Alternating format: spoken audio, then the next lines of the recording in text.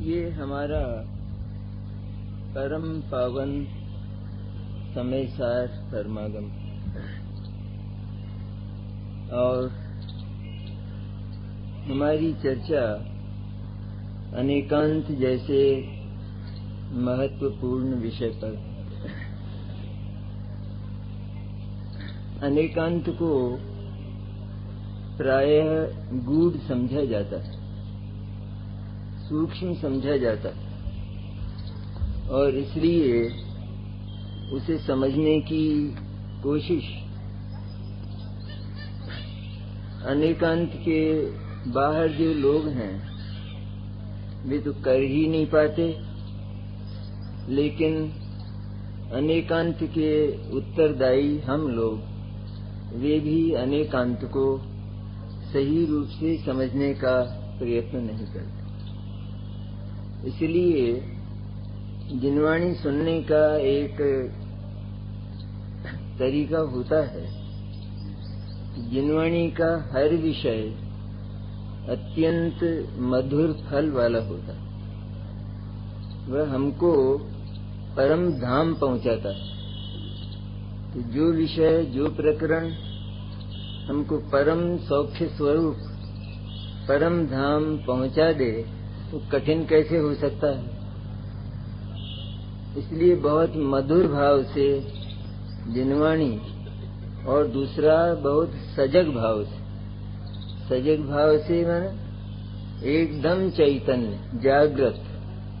जैसे हम खाते समय जागृत रहते, खाते समय किसी को नींद नहीं आती, स्वाद में लिप्त रहते। इस तरह जिनवाणी सुनते समय यदि आलस्य हो जाए तो वह जिनवाणी का दुश्मन है।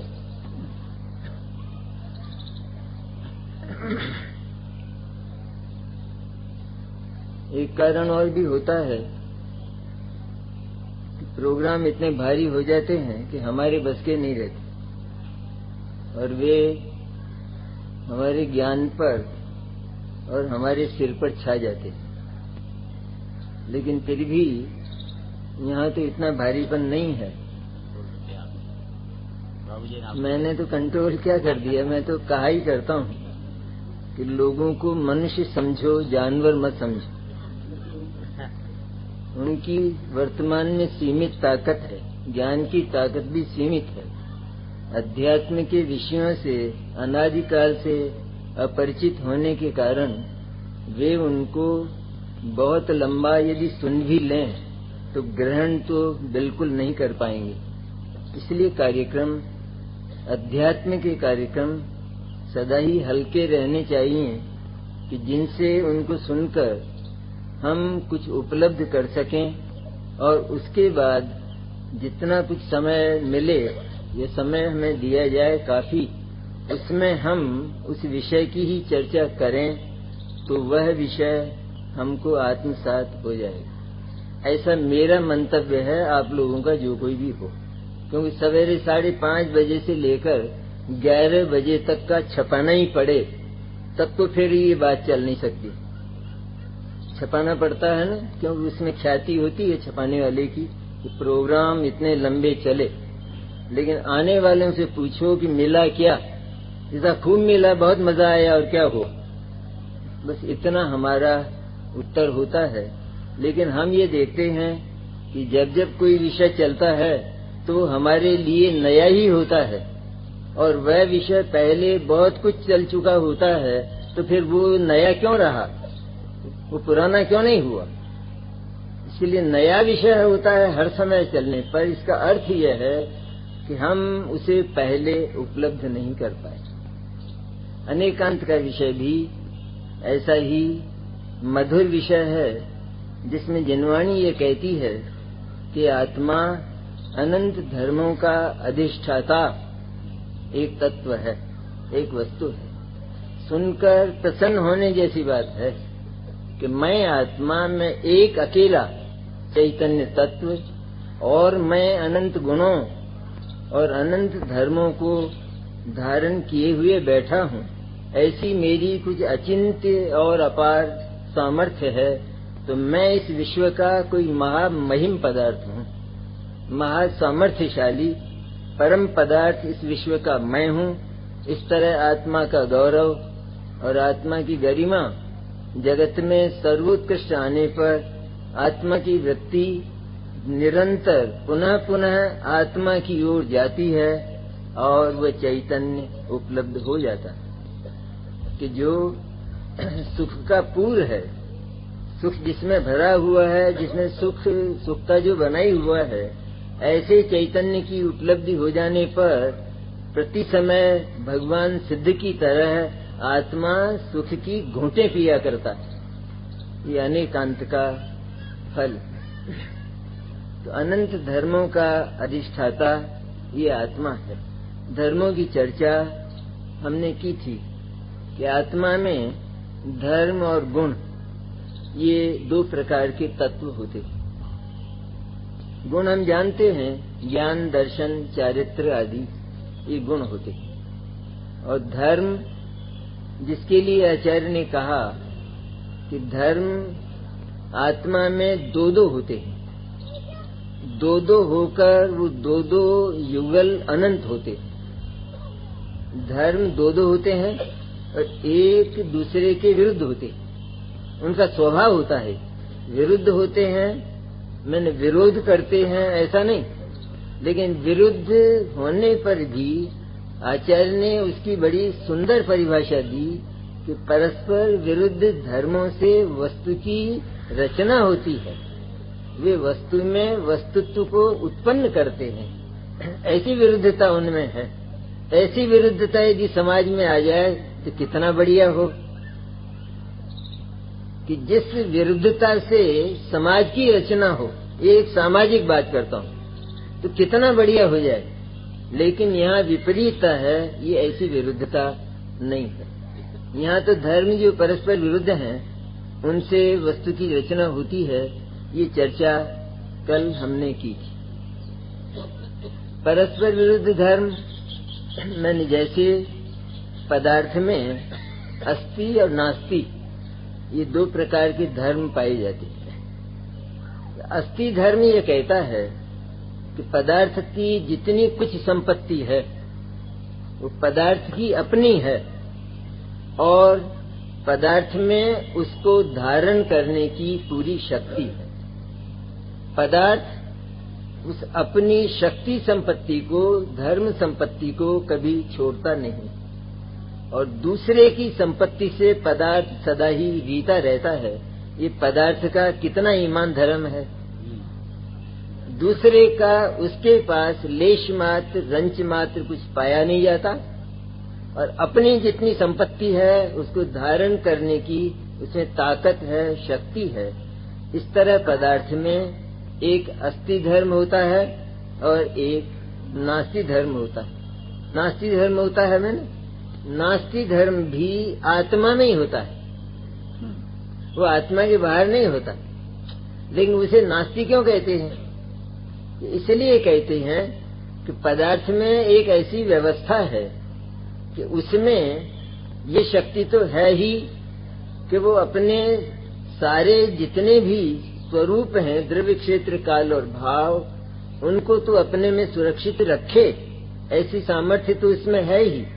लेकिन एक ऐसी भी सामर्थ्य उसमें है कि उसके भीतर किसी अन्य का प्रवेश नहीं होता और वह सदा अन्य से रीता ही रहता है।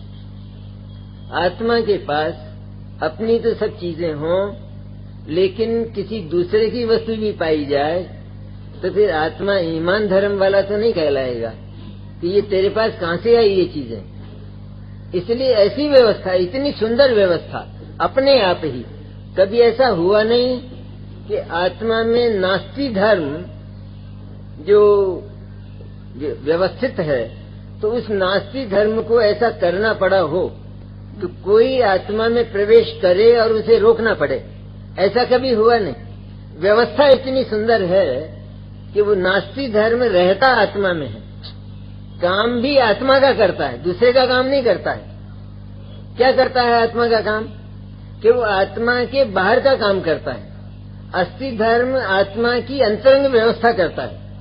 वो आत्मा का जो द्रव्य क्षेत्र काल भाव की जो उसकी पूरी संपत्ति है आत्मा की, तो वो उसकी अंतरंग व्यवस्था करता है, उसको धारण किए रहता है। और नास्तिक धर्म क्या करता है कि ये मेरी जो सत्ता है उसके भीतर कोई इंटरफियरेंस, कोई गड़बड़ी, कोई हस्तक्षेप न हो, इसके लिए नास्तिक धर्म दरवाजे पर खड़ा रहता है। लेकिन आज तक ऐसा नहीं हुआ कि किसी ने आत्मा में आने की चेष्टा की हो और नास्तिक धर्म को उसे झगड़ा करना पड़ा हो। कितनी बढ़िया व्यवस्था है। एक राजा जैसे है और उसका जो तोरण द्वार है, मुख्य द्वार, वहां एक प्रहरी खड़ा रहता है, पहरेदार खड़ा रहता है। वह उस महल के दरवाजे पर खड़ा रहता है, बाहर नहीं खड़ा रहता है, महल के दरवाजे पर खड़ा रहता है। उसकी व्यवस्था क्या है, उसको क्या कहा जाता है कि तुम बस यहाँ खड़े रहो, कोई भीतर न आने पावे, इतना और जोर दिया जाता है। वैसे तो किसी के आने की हिम्मत नहीं, कोई आने की चेष्टा भी नहीं करता, क्योंकि वो राजा है। इसलिए तुम यहाँ खड़े रहो, बस तुम्हारा काम इतना है। और एक दूसरी व्यवस्था होती है कि जो राजा के अंतरंग महल की व्यवस्था होती है, वहाँ की व्यवस्था करने वाले दूसरे होते हैं, उसको आगम में अस्थि धर्म के नाम से पुकारा गया। तो ये दोनों धर्म अगर हैं तो वस्तु व्यवस्थित रहती है। हम ये कहें कि आत्मा में केवल अस्थि धर्म ही हो और नास्ति धर्म ना हो तो क्या दिक्कत हो जाएगी कि अस्थि धर्म का काम तो यह है कि पदार्थ में सब अस्थि रूप हो। उसका जो द्रव्य है उसकी सत्ता, उसका जो क्षेत्र मन उसके रहने की जगह है, उसका काल मन उसका काम, उसकी पर्याय, उसके भाव मन उसके गुण, ये सारे के सारे वस्तु में रहें, अस्थि रूप रहें, उसका काम यह है। लेकिन यदि नास्तिक धर्म ना हो तो दूसरे के आने का निषेध, नो परमिशन, ये कैसे होगा? इसलिए क्योंकि अस्थि धर्म तो अपने काम में लगा है ना, अस्थि धर्म तो अपना काम करता है ना, वो निषेध का काम नहीं करता है ना। इसलिए अन्य का प्रवेश आत्मा में यदि हो तो अस्थि धर्म उसमें रुकावट नहीं कर सकता। इसलिए नास्तिक धर्म की अत्यंत आवश्यकता है। और ये दोनों के दोनों आत्मा के भीतर ही रहते हैं और आत्मा का काम करते हैं। एक बात तो ये हुई। इस तरह के अनेक धर्म हैं जिन पर हम चर्चा करेंगे। धर्मों में क्या है कि ये जो परस्पर विरुद्ध अनंत धर्मों के युगल, माने दो धर्म होते हैं साथ साथ, एक साथ दो धर्म अवश्य होते हैं, परस्पर विरुद्ध होते हैं और ऐसे धर्म युगल अनंत होते हैं पदार्थ में। जैसे अनंत गुण होते हैं इसी तरह अनंत धर्म युगल होते हैं। इन दोनों में क्या अंतर है उस पर हमको चर्चा करना है कि जो धर्म है वह एक दूसरे के विरुद्ध होता है। विरुद्ध होता है का अर्थ हम समझते पहले कि वह एक दूसरे का विरोध नहीं करता, विरोध करे तो वस्तु का नाश हो जाए। जैसे घर में झगड़ा हो जाए तो क्या हो, तो नाश हो जाएगा। तो ये विरुद्धता नहीं करते, बल्कि ये इनका जो परस्पर विरुद्ध स्वभाव है ये वस्तु की रचना में समर्थ होता है। क्योंकि जैसे अस्थि धर्म है वो वस्तु की अंतरंग व्यवस्था करता है, उसके द्रव्य क्षेत्र काल भाव की संपत्ति को उसके भीतर वो रखता है। उसी तरह नास्तिक धर्म अगर ना हो तो वस्तु की व्यवस्था खराब हो जाएगी, अन्य का प्रवेश हो जाएगा। इस तरह आत्मा सारे जगत से अस्थि रूप हो जाएगा। अस्थि रूप हो जाएगा माने जड़ और चेतन का विभाग अस्त हो जाएगा। ये बहुत बड़ा अनर्थ हो जाएगा। इसलिए नास्तिक धर्म का इतना बड़ा काम हुआ। तो ये परस्पर विरुद्ध होकर, और रचना कैसे हुई कि नास्तिक धर्म अगर ना हो तो आत्मा अन्य पदार्थों की अस्थिमय हो जाने से आत्मा का चेतन स्वभाव नष्ट होकर चेतन और अचेतन का भेद नहीं रहेगा। इसलिए दोनों धर्मों की अत्यंत आवश्यकता है और ये इनका परस्पर विरुद्ध स्वभाव वस्तु की रचना करता है। अब दूसरे गुण होते हैं आत्मा, दर्शन ज्ञान चारित्र आदि। गुणों में परस्पर विरोध नहीं होता, वो एक एक होते हैं और एक एक होते हैं और गुणों की क्रिया होती है। गुणों का परिणाम गुणों की पर्याय होती है। जैसे ज्ञान गुण है आत्मा में, है तो आत्मा के साथ अभेद ही, लेकिन समझने के लिए हम उनको एक एक करके और समझते हैं। तो आत्मा में ज्ञान गुण है, तो ज्ञान गुण की अगर क्रिया न हो, जानने रूप व्यवसाय न हो, तो कौन समझेगा कि इसमें ये ज्ञान गुण क्या काम का है। इसलिए गुण की क्रिया होती है, गुण का परिणमन होता है, लेकिन धर्म का परिणमन नहीं होता, धर्म की पर्याय नहीं होती। एक भेद तो यह है। धर्म परस्पर विरुद्ध होते हैं, लेकिन गुण परस्पर विरुद्ध नहीं होते। ज्ञान गुण दर्शन गुण के विरुद्ध नहीं होता, दर्शन ज्ञान के विरुद्ध नहीं होता। इसी तरह अनंत गुण जो आत्मा में हैं, वे परस्पर विरुद्ध नहीं होते। धर्म निश्चित रूप में एक दूसरे के विरुद्ध होता है, और वे दो होते हैं एक साथ। दो होते हैं माने दोनों भिन्न भिन्न स्वभाव वाले होते हैं। एक बात, दोनों निरपेक्ष होते हैं, निरपेक्ष होकर भी सापेक्ष कहलाते हैं। सापेक्ष इसलिए कहलाते हैं कि एक धर्म का संबंध द्रव्य से होता है। पदार्थ पूरा द्रव्य पर्याय वाला है, ये सब जानते हैं, इसको समझाने की जरूरत नहीं है ना। द्रव्य पर्याय वाला एक पदार्थ होता है, उस पदार्थ में एक धर्म का संबंध द्रव्य से होता है। एक धर्म द्रव्य को प्रसिद्ध करता है और दूसरा धर्म पर्याय को प्रसिद्ध करता है। एक धर्म द्रव्य के आश्रित होता है, दूसरा धर्म पर्याय के आश्रित होता है। इस तरह एक धर्म को द्रव्य की अपेक्षा है, दूसरे धर्म को पर्याय की अपेक्षा है। इस तरह ये दोनों धर्म सापेक्ष कहलाते हैं। ये तो हुई इनकी सापेक्षता, इसलिए इनको सापेक्ष धर्म के नाम से पुकारा जाता है। अब इनका दूसरा नाम विरुद्ध धर्म, कि एक धर्म का जो स्वभाव है वो दूसरे धर्म का नहीं होता, इसलिए ये परस्पर विरुद्ध और परस्पर प्रतिपक्ष कहलाते। एक धर्म दूसरे धर्म का प्रतिपक्ष होता है, लेकिन लोक में जैसे प्रतिपक्षी होते हैं वैसे नहीं होते। वो प्रतिपक्षी तो उसको मिटाने की चेष्टा करता है, उसका नुकसान करने की चेष्टा करता है। यहाँ तो दोनों जो परस्पर विरुद्ध हैं, वो तो वस्तु को के वस्तुत्वी रचना करके उसको टिकाए रखते। इस पर हमने विचार किया ना कि वस्तु में अगर ये धर्म न हो तो वस्तु की रचना कैसे हो। तो हम ये अच्छा, दूसरी बात कि ये जो आत्मा है अनंत धर्मात्मक आत्मा, ये सचमुच अकेला ही आत्मा इन अनंत धर्ममय है। इसका जो स्वभाव है, इसका जो ये जो पदार्थ है, ये स्वयं ही अनंत धर्ममय है। गुण तो न्यारे न्यारे हैं। ज्ञान गुण अपना अलग काम करेगा, दर्शन अपना अलग काम करेगा, चारित्र अपना अलग काम करेगा, लेकिन धर्म में क्या होता है कि जैसे अस्थि धर्म है, तो अस्थि रूप जो आत्म पदार्थ है वो अपने द्रव्य क्षेत्र काल भाव को लेकर स्वयं ही है। वहाँ द्रव्य क्षेत्र काल भाव में अस्थि धर्म नहीं है। अस्थि धर्म इस बात का वाचक है, अस्थि धर्म इस बात को प्रसिद्ध करता है कि इस पदार्थ में इसका जो द्रव्य क्षेत्र काल भाव है वो इसका अपना ही है। द्रव्य क्षेत्र काल भाव मैंने इसकी चतुसीमा, इसकी चार दीवारी, जिसके भीतर इसकी संपत्ति रहती है और जिसका उल्लंघन कोई कर नहीं सकता।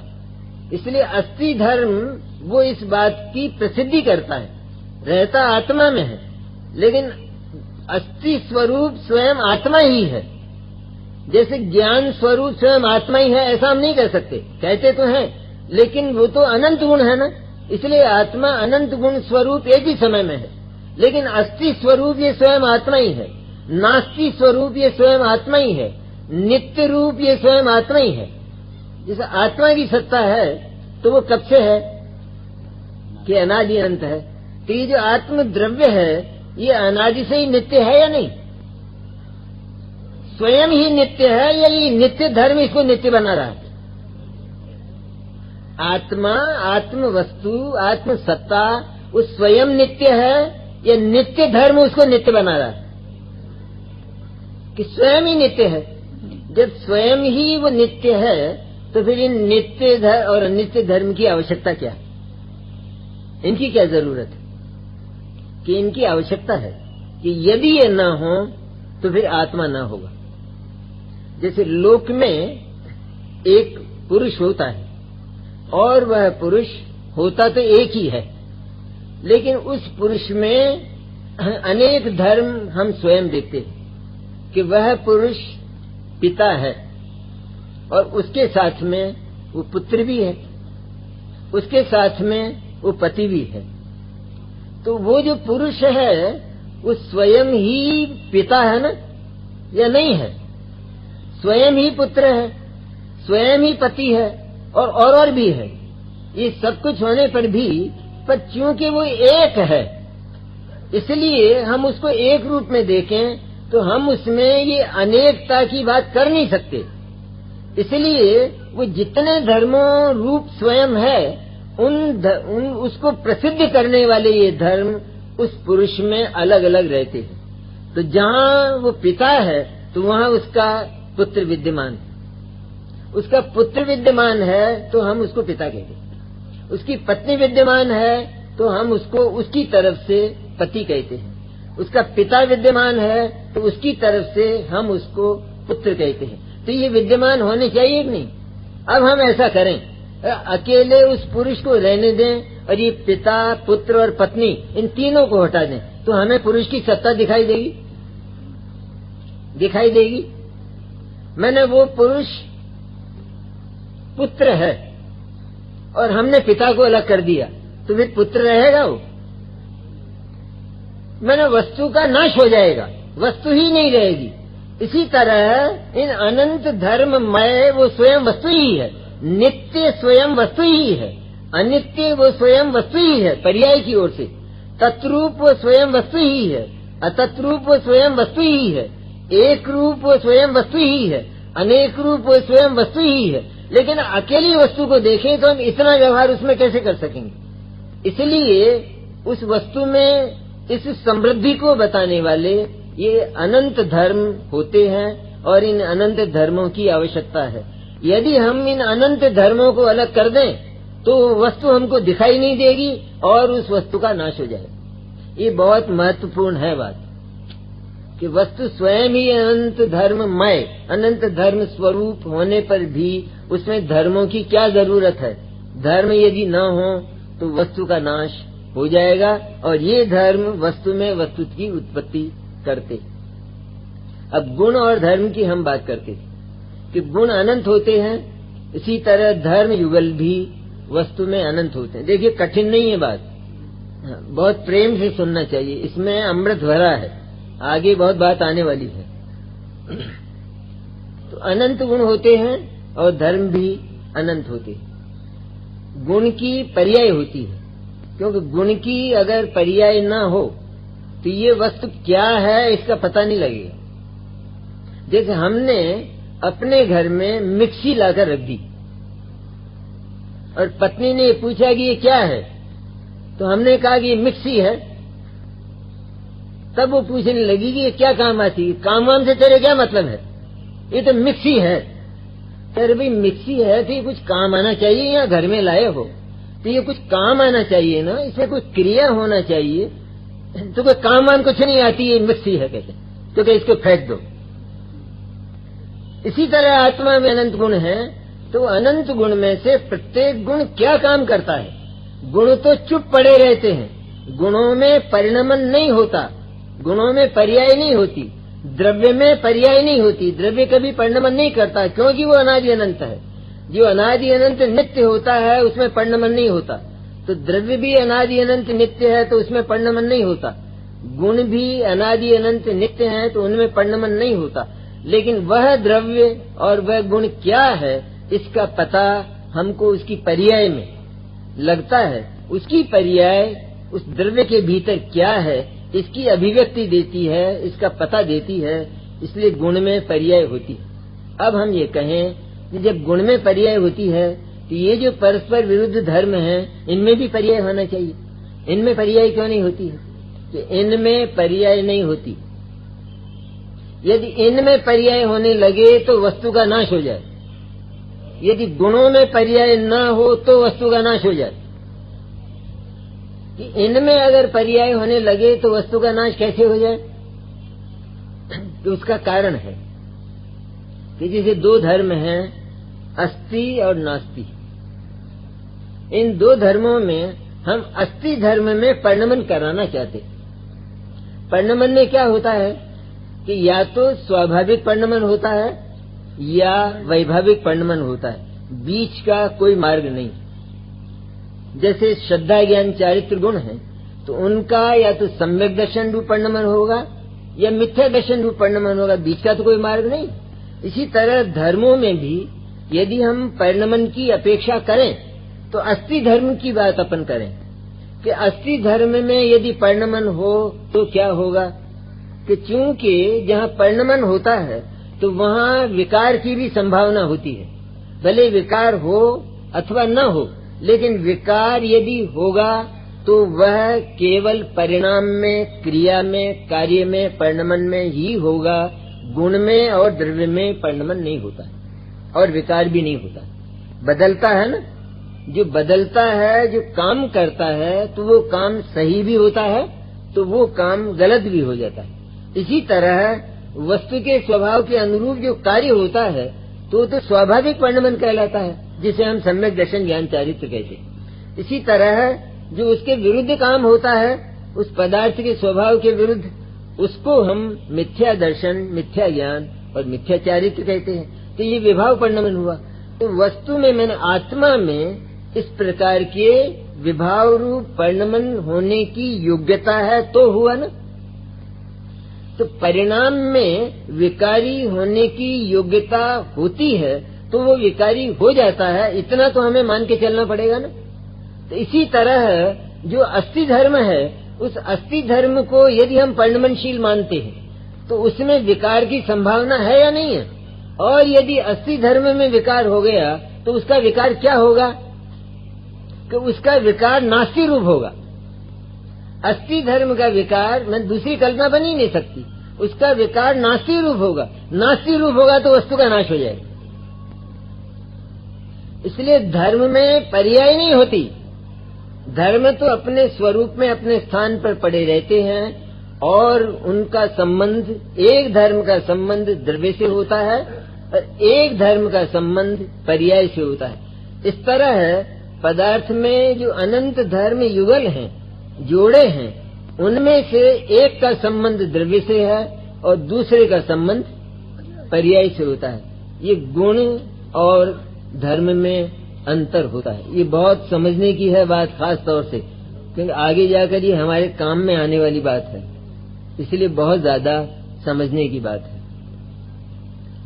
अनंत धर्म होने पर भी, क्योंकि अनंत धर्म वे भगवान की वाणी तक के विषय नहीं बन पाते, केवल ज्ञान के विषय तो बनते हैं, लेकिन भगवान की वाणी में भी वे अनंत गुण और अनंत धर्म नहीं आते। और फिर जब द्वादशांग की रचना होती है तो उसमें तो कैसे आ सकेंगे। इसलिए अनंत होने पर भी हमें इस बात का निश्चय करना चाहिए कि पदार्थ के पास यदि कोई शक्ति संपत्ति है तो वह सीमित क्यों हो। सीमित यदि है तो पदार्थ को उससे संतुष्टि नहीं होगी और उसे किसी दूसरे के आश्रित होना ही पड़ेगा यदि सीमित है तो। इसलिए पदार्थ में जो भी शक्ति संपत्ति होती है वह असीमित होती है। इसलिए धर्म भी अनंत हैं और गुण भी उसमें अनंत होते हैं। धर्मों के संबंध में एक बात विशेष रूप से ध्यान में रखने लायक, और वो ये है कि पदार्थ में जो अस्ति नास्ति आदि धर्मों की विवेचना की गई है तो वे धर्म पदार्थ में वे ही पाए जाते हैं कि जिनसे उस वस्तु की रचना होती है, उस वस्तु में पाए जा सकने की जिनकी में संभावना होती है। अगर उस वस्तु के विरुद्ध विपरीत धर्म उस वस्तु में आ जाएं तो वस्तु का नाश हो जाए। जैसे आत्मा में चेतनत्व नाम का धर्म है, अब उसी आत्मा में यदि अचेतनत्व भी आ जाए तो आत्मा का नाश हो जाएगा। क्यों, दो परस्पर विरुद्ध है नहीं, ये भी विरुद्ध नहीं, ये विपरीत हैं। लेकिन यदि अचेतनत्व भी आ जाए तो नाश हो जाएगा कि नहीं हो जाएगा। इसलिए वे धर्म वस्तु में रहते हैं कि जो धर्म वस्तु में रह सकते हैं, उस वस्तु के लायक हैं और जिनसे उस वस्तु की रचना होती है। इसलिए ऐसी कल्पना नहीं करना चाहिए कि जगत के जितने भी पदार्थ हैं अथवा अचेतन पदार्थ हैं और उन अचेतन पदार्थों में जितने धर्म हैं वे भी सारे धर्म आत्मा में आ जाएं तो क्या दिक्कत है? कि दिक्कत यह है कि न तो अचेतन पदार्थ रहेंगे और न चेतन पदार्थ रहेगा। ये जो ब्रह्मांड है उसका लोप हो जाएगा। इतना तक पहुंचा है जैन दर्शन चिंतन में। किसमें? तो अजड़त्व रहा तो क्या झगड़ा हुआ? अजड़त्व रहा ना। हाँ, तो अजड़त्व रहा तो मैंने वो अजड़ है तो नास्तिक रूप हो गया ना, इसलिए उससे तो रचना हुई उसकी। लेकिन वे धर्म नहीं आ सकते हैं कि जिनसे वस्तु का नाश हो जाए, जो वस्तु के विपरीत हों। इसलिए वस्तु में रहने योग्य धर्म वही वस्तु में रहते हैं, अन्य धर्म वे वस्तु में नहीं रहते। इस तरह गुण और धर्म इन दोनों में जो अंतर है वो हमें हमेशा याद रखना चाहिए, क्योंकि बार बार ये प्रश्न उठ सकता है कि गुण में तो पर्याय होती है और धर्म में पर्याय नहीं होती है, तो क्या दिक्कत है अगर धर्म में पर्याय होने लगे? तो धर्म में यदि पर्याय होने लगे तो सचमुच वस्तु का नाश हो जाएगा, इसलिए धर्म में पर्याय नहीं होती। आचार्यों ने समय सार के परिशिष्ट में आत्मा को ज्ञान मात्र मानकर, क्योंकि आत्मा ज्ञान स्वरूप तो है ही और ज्ञान के साथ अविनाभावी रूप से माने नियम से रहने वाले जो अनंत गुण हैं वे भी आत्मा के साथ रहते हैं। लेकिन चूंकि आत्मा अपने को ज्ञान से पहचानता है और दूसरे पदार्थों को भी ज्ञान से पहचानता है, इसलिए आत्मा का नाम ज्ञान ही रख दिया गया है। कोई दिक्कत तो नहीं है। आत्मा का नाम ज्ञान क्यों रखा? ज्ञान मात्र तत्व ऐसा लिखा है इसमें। वो जो ज्ञान मात्र तत्व है तो वो क्या सिर्फ ज्ञान मात्र है? उसमें क्या सिर्फ ज्ञान है कि नहीं? ज्ञान के साथ पाए जाने वाले जितने भी धर्म हैं वे सब उसमें पाए जाते हैं। लेकिन चूंकि ज्ञान आत्मा का असाधारण गुण है और उससे आत्मा पहचाना जाता है, तो असाधारण गुण से ही वस्तु का नाम रखा जाता है।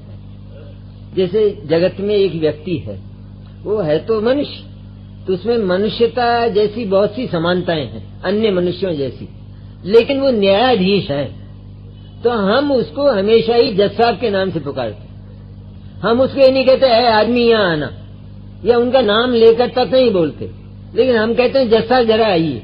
तो वो अकेले जज साहब कैसे हो गए जब उनमें और बातें भी बहुत सी पाई जाती हैं। लेकिन क्योंकि वो असाधारणता है कि जिसका नाम लेते ही वो जज साहब आ जाते हैं। अगर हम मनुष्य के नाम से पुकारें तो मनुष्य बहुत हैं, तो बहुत सारे मनुष्य आ जाएंगे और हमारे अभिष्ट की सिद्धि नहीं हो सकेगी। इसी तरह आत्मा में असाधारण जो किसी अन्य में नहीं पाया जाता, अचेतन पदार्थों में ऐसा ज्ञान नाम का गुण है, इसलिए आत्मा को ज्ञान मात्र कहा है और उस ज्ञान मात्र आत्मा में ही अनेकांत घटाया सारा का सारा।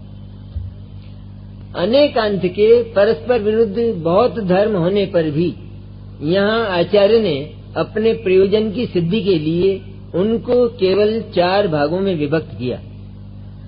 एक अस्ति नास्ति, तत् असत, नित्य अनित्य और एक अनेक, इनमें विभक्त किया। ये तो अपने को याद है। इन 4 से हमारा पूरा काम चल जाता है अनंत। विश्वास ये रखना चाहिए कि पदार्थ में धर्म अनंत हैं, अनंत ही होने चाहिए, क्योंकि सीमित यदि होंगे तो पदार्थ परमुखापेक्षी हो जाएगा और उसको दूसरे से मांगना पड़ेगा। इसलिए अटूट हो, अनंत हो, ये वस्तु की व्यवस्था है। तो अस्ति नास्ति जो धर्म है वो क्या करता है कि वस्तु की जितनी संपत्ति है, 4 संपत्ति उसकी, उसका द्रव्य, उसका क्षेत्र मन, उसके रहने की जगह, वो आत्मा के रहने की जगह आत्मा के पास है सदा से। इसलिए आत्मा को आज तक किसी दूसरे की जगह नहीं ढूंढना पड़ा। इसी तरह काल कि आत्मा का जो कार्य है वो आत्मा के भीतर अपने नियत समय पर होता आया है और नियत समय पर होता रहेगा। इसलिए आत्मा को अपना कार्य करने में, स्वकाल है ना उसका, अपना कार्य करने में कभी भी किसी दूसरे की राह नहीं देखनी पड़ी। और राह नहीं देखना पड़ेगा।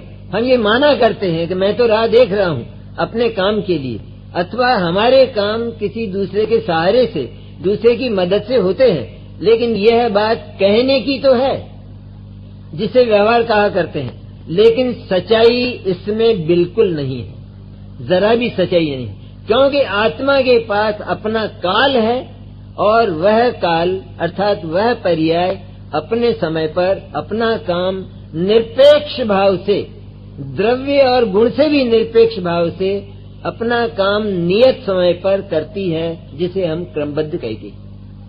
इसी तरह भाव मैंने आत्मा में अनंत गुण होते हैं और वे अनंत गुण इतने हैं कि आत्मा को अपना काम करने के लिए कभी किसी दूसरी सामग्री को ढूंढना नहीं पड़ता।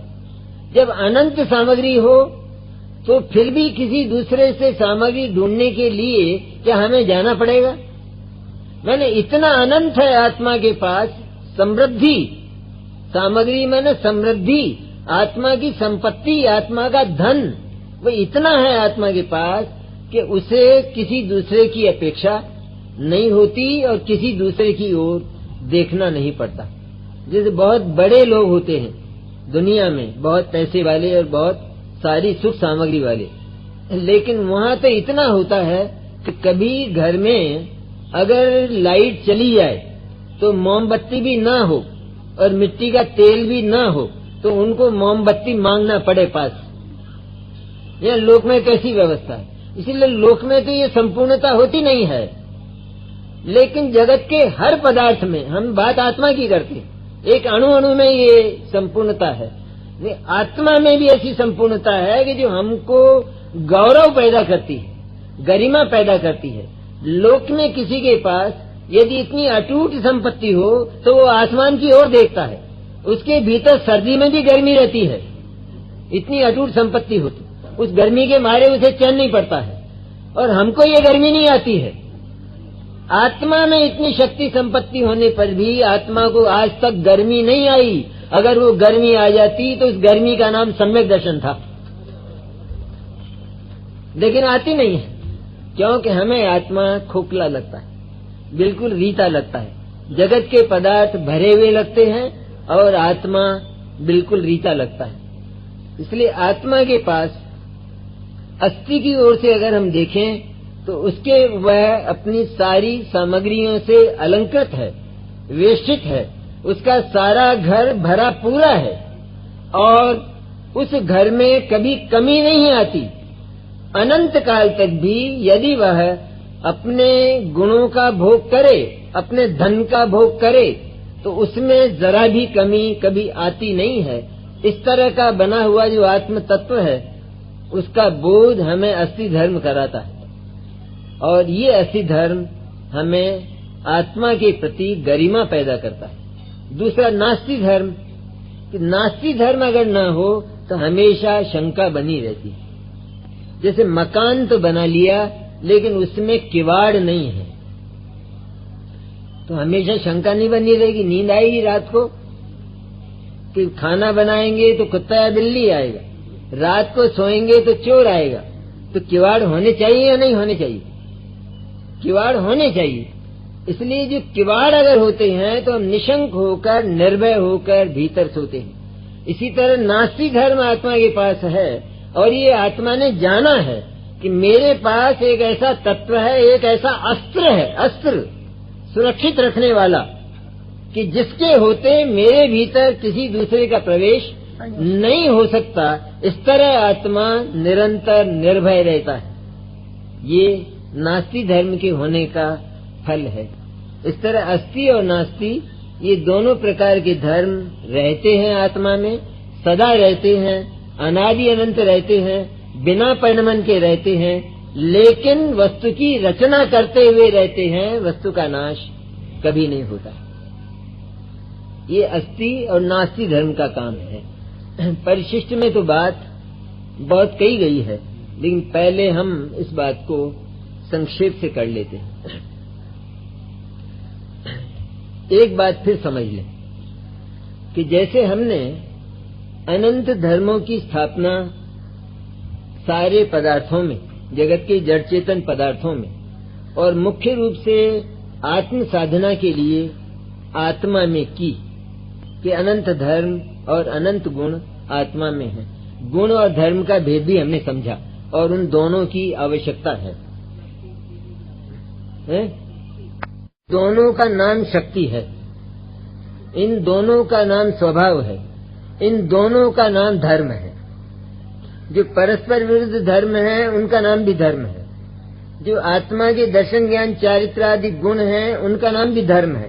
हम नहीं कहते आत्मा ज्ञान धर्म वाला है, कहते हैं ना, तो उसे धर्म भी कहते हैं। तो क्या है कि ये सब के सब धर्म के नाम से, शक्ति के नाम से, स्वभाव के नाम से पुकारे जाते हैं। इसलिए सारे ही जो गुण हैं वे स्वभाव होते हैं, लेकिन सारे ही स्वभाव गुण नहीं होते। सारे ही गुण वो स्वभाव होते हैं, क्योंकि वो वस्तु के स्वभाव वस्तु के धर्म है। लेकिन सारे ही स्वभाव गुण नहीं होते, क्योंकि उन गुणों से भिन्न जो अनंत धर्म है वो भी तो रहते हैं वस्तु में।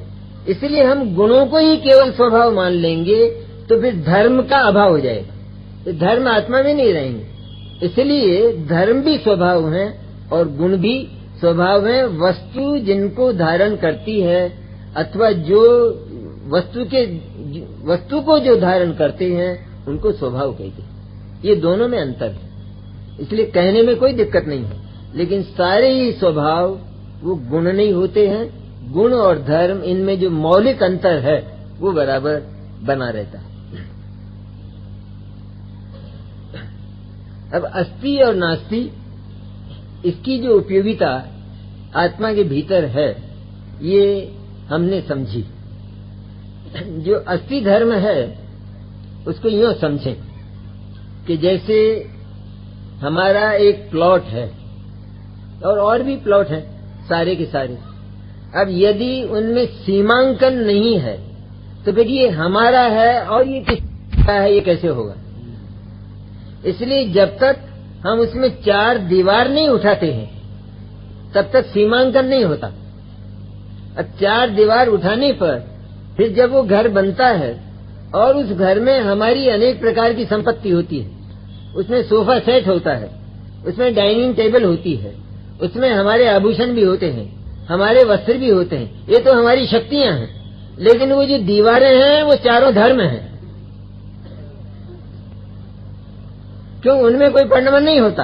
पंडमन भले ही वो दूसरी बात, उस अपेक्षा से हम माने, लेकिन वो तो जब से खड़ी की गई तब से जो की त्यों है, और जब तक वे हैं तब तक हमारे भीतर किसी अन्य का प्रवेश नहीं हो सकता, और जो हमारा है वो कभी बाहर नहीं जा सकता, वो बाहर नहीं जाएगा। इसे कितनी सुरक्षा है धर्मों के द्वारा आत्मा की। इसलिए धर्म की सुरक्षा करने वाले, आत्मा की सुरक्षा करने वाले ये जो धर्म हैं इनका महत्व लाकर हम यदि आत्मा का महत्व लाएं, एक बार भी यदि आत्मा का इस रूप में महत्व आ जाए तो आत्मा निहाल हो जाता है।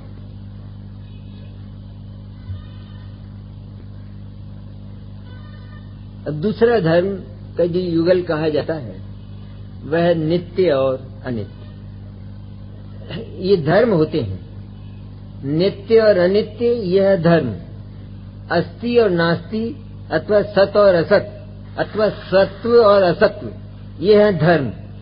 तो ये तो धर्म हो गए, और इन धर्मों का विवेचन करने वाला में ना, इनको जानने वाला जो ज्ञान है उस ज्ञान का नाम है स्यादवाद। इसे अनेकांत स्यादवाद एकात्वाची भी कहलाते हैं कि जो अनेकांत है वो स्यादवाद है, क्योंकि जो अनेकांत है वो स्यादवाद का विषय होने के कारण जो स्यादवाद है वो अनेकांत का वर्णन करता है। अनेकांत में तो हर वस्तु ही है, कहना चाहिए कि हर वस्तु अनेकांत है, प्रत्येक वस्तु अनेकांत ही है, क्योंकि वह स्वयं अनंत धर्मात्मक है। वो अनंत धर्मात्मक वस्तु वो तो स्वयं बोलती नहीं, तब उसका प्रतिपादन करने वाला हमारे पास ज्ञान नाम का एक गुण है, एक शक्ति है कि जिसको स्यादवाद कहते हैं। स्यादवाद क्यों कहा गया, क्यों आया?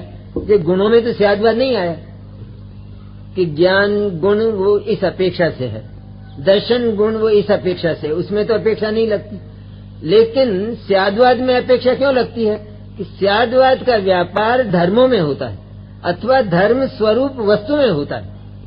स्याद्वाद के द्वारा धर्म के माध्यम से हम वस्तु का वर्णन करते हैं। हम अकेले धर्म का वर्णन नहीं करते, हम अकेले अस्थि धर्म का वर्णन नहीं करते, पर हम स्याद्वाद के द्वारा अस्थि धर्म के माध्यम से हम उस अस्थि धर्म स्वरूप आत्मा का वर्णन करते।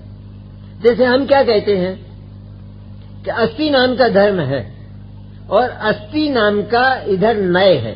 नय में ना स्याद्वाद, स्याद्वाद श्रुतक ज्ञान को कहते, मति ज्ञान को नहीं कहते, श्रुतक ज्ञान को कहते। और श्रुतक ज्ञान में ये सामर्थ्य है कि उसमें वो प्रमाण रूप भी होता है, मैंने वस्तु को एक ही समय में बिना भेद किए जाने, इसका नाम प्रमाण। उसमें द्रव्य और पर्याय इस तरह का विकल्प किए बिना पूरी वस्तु को जाने, उसका नाम तो हुआ प्रमाण। और वस्तु में क्या क्या है, इस बात को जानने के लिए जब वस्तु के भेदों में हम जाते हैं तो वहां पर नए का जन्म हो जाता है। क्यों होता है नए का जन्म? क्योंकि वस्तु स्वयं परस्पर विरुद्ध धर्मों की बनी है। एक द्रव्य है और दूसरा पर्याय है। जो द्रव्य है वो पर्याय के विरुद्ध है, जो पर्याय है वो द्रव्य के विरुद्ध है। लेकिन विरुद्ध होने पर भी दोनों में परस्पर सुमेल है, मैंने विरोधाभास नहीं है, यह परस्पर विरोध नहीं है। लेकिन यदि द्रव्य केवल द्रव्य रूप ही हो, सत्ता रूप ही हो, तो उसमें तो परिणाम और परिणमन नहीं होता, क्रिया नहीं होती। तो पर्याय नहीं हो, परिणमन करने वाली, काम करने वाली, क्रिया करने वाली, क्रिया तो एक के बाद एक होती है। लेकिन जो नित्य होता है उसमें क्रिया कैसे होगी? वो तो वही का वही रहेगा। नित्य का स्वरूप यह है कि हम उसमें वही वही वही ऐसा प्रतिभास कर सकें। अनित्य का स्वरूप यह है कि वही नहीं वही नहीं वही नहीं, अन्य अन्य, जो पहले था वो अब नहीं है, इसको हम अनित्य कहते हैं। तो अनित्य पर्याय होती है और द्रव्य वो नित्य होता है। इस तरह नित्य और अनित्य ये दोनों वस्तु में होते हैं। तो जो नित्य वस्तु है वो अगर अकेली हो और उसमें अनित्यता ना हो, तो ये नित्य वस्तु जो अनंत गुणों को धारण किए हुए बैठी है, ये क्या है और क्या काम करती है इसका पता नहीं लगे। जैसे वो मिक्सी तो हमने लाकर रख दी, कहते कुछ काम नहीं आती, ये तो लोहे की बनी हुई है। भाई काम होना चाहिए ना, घर में तो काम के लिए कोई वस्तु लाई जाती है ना।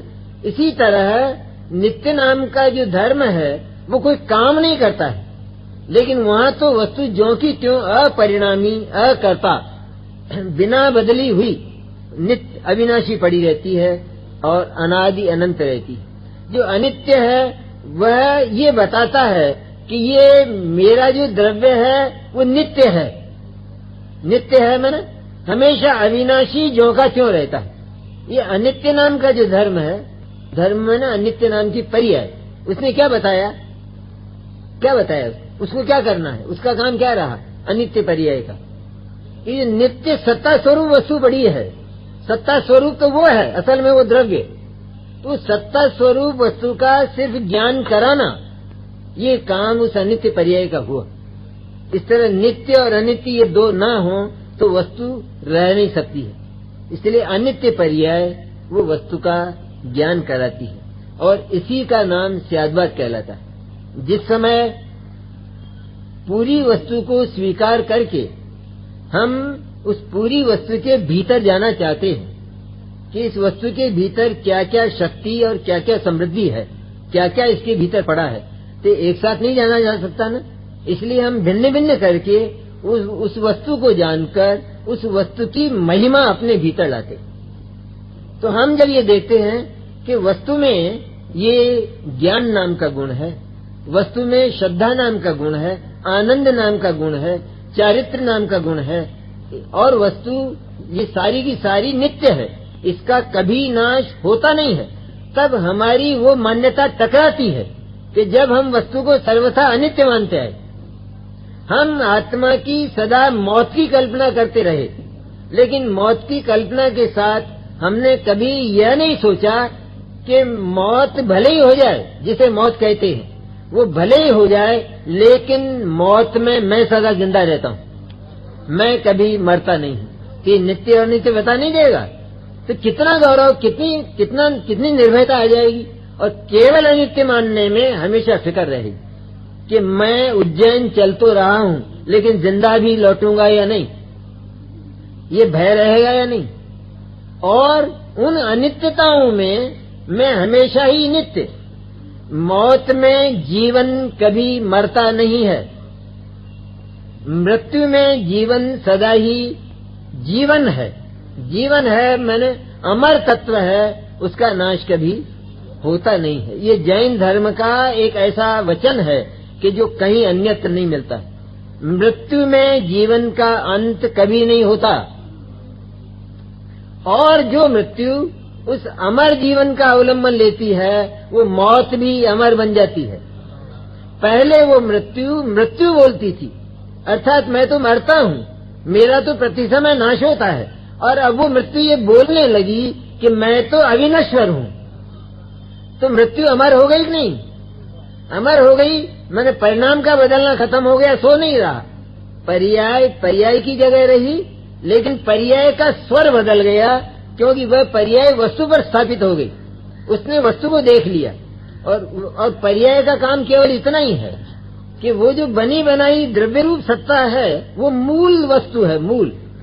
पर्याय का काम केवल इतना है कि वो उसको देख कर उसकी प्रसिद्धि करे, अपने भीतर प्रसिद्धि करे और अन्य को भी प्रसिद्ध करावे। तो अनित्य पर्याय जो पहले भूली भटकी थी, और जिसे अपने उस अविनश्वर द्रव्य का पता नहीं था, उस अविनश्वर वस्तु को जिस अनित्य पर्याय ने, ज्ञान की पर्याय ले लें अपन, तो उस ज्ञान की पर्याय ने उस अविनश्वर आत्म तत्व को देखा, तो इस विनश्वर मिथ्या दर्शन की पर्याय का स्वर बदल गया, और ये बोलने लगी कि वो जितना कुछ आज तक की कथा कहानी चली, वो सारी की सारी झूठी थी।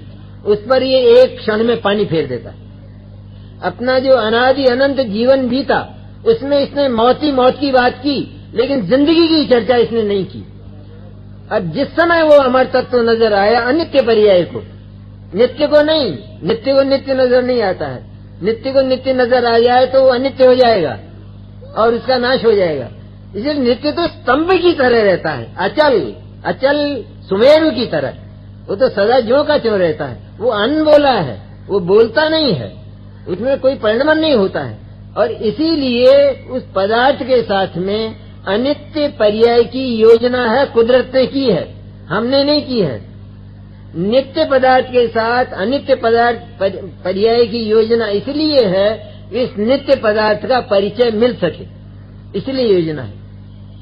हमारे घर में एक बच्चा डॉक्टर है और उसकी पत्नी है। जो डॉक्टर है वो तो अपने रूम में रहता है और वहाँ बीमारों को देखता है, उसका काम तो केवल इतना है।